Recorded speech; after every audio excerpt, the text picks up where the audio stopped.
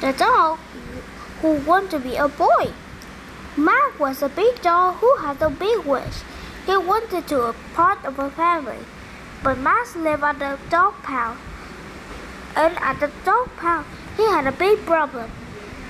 People always pick the small dogs and the medium dog and almost the big dogs. No one wanted the biggest dog, Max. One afternoon, a couple visiting pound stopped to look at Max. He wagged his tail happily. The man pointed and laughed. "Look at that dog," he said to his wife.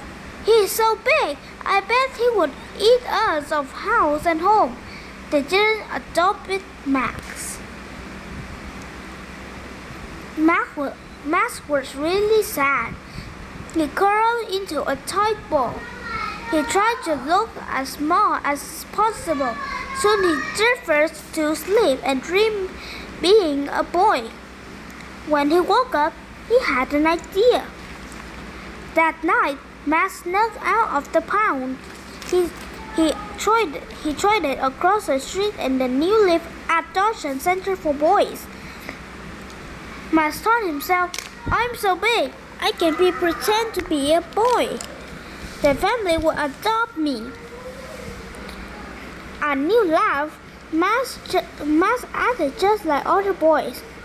He wore a long blue short, a t-shirt, and a baseball cap. He combed his hair, brushed his teeth, and practiced walking on two legs. He went to class, studied in the library, and learned to play the trumpet. He tried to play in chess, but that really didn't work out. When a ball flew through the air, he chased it, just like all dogs do. He joined in the chess club instead. Soon he was a chess champion. That night, while other boys slept, Max practiced speaking. Soon his words sounded like simple words, just as hello, goodbye, and thank you. Max studied hard. The dog across the street played, feeded, and chased other tails. Max, on the other hand, wrote compound sentences and calculated square roots. Max would do anything to have a family. One day, a guild of Mary and George visited. Max put on his best suit and tie. He held his chest sergeant trembling in one hand. His report card, a straight AS, was in the other. He tucked his trumpet under his arm. Mary and George walked directly to him. Max and George spent the rest of the day with Max. They read him stories. They took him out to eat. Later, they helped Max pack his suitcase and buckled him into the car. He was going with Mary and George.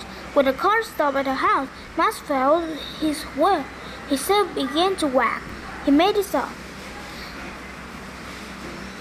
As they walked to the door, George looked at Mary. There's one thing that's bothering me," George said. He put a yellow tennis ball out of his pocket and threw it across the yard. Max couldn't help himself. Max dropped all his force. He raced across the grass and scooped up the ball with his mouth. Max trotted back to the cove and the ball at George's feet. The cove and the set George's feet. He hung his head in misery. Now they had knew there was a dog. "Well, I see what you mean," Mary said to George. "He's not much a boy." "You're right," said George. "I'm glad I already have a son." "What? We need a dog." Just then, the door flew open and the little boy ran out. Max grew that the boy was a slobbery dog cat. Max and the boy spent every day together. Max, the big dog, finally had his family. Bye,